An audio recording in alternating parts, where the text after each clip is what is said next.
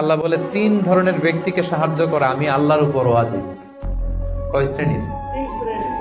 এর মধ্যে এক শ্রেণীর হচ্ছে যে বিয়ে করতে চায়, আর নাকি আল্লাযী ইউরিদুল আফাফ, পুত পবিত্র থাকতে যে, চরিত্র বাঁচাতে যে বিয়ে করতে চায়, টাকা নাই, সমস্যা এটা সেটা, কিন্তু খুব চাচ্ছে বিয়ে করতে। আল্লাহ বলে ওই যুবককে হেল্প করা আমি আল্লাহর জন্য ওয়াজিব হয়ে গিয়েছে। অনেকে বিয়ে করে না এই জন্য যে আগে ধনী হয়ে নেই, টাকা পয়সা কিছু হোক এরপরে বিয়ে করবো, কিন্তু ইসলামের সিস্টেম হচ্ছে আগে বিয়ে করো, এরপরে আমি আল্লাহ তোমার ধনী বানাই দেবো। ধনী বানায় দেয় কে? তো আপনি আল্লাহর সিস্টেমে চলবেন না আপনার সিস্টেমে? ধনী হওয়ার সিস্টেমই তো হচ্ছে আগে বিয়ে করতে হবে। সব সফল লোকেরা, ধনী লোকেরা দেখবেন যে আগে আগে বিয়ে করে ফেলছে।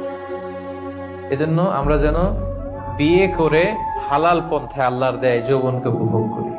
হারামের সাথে যেন আমরা কখনো কোনোভাবে আপোষ না করি, সম্পর্ক না করি।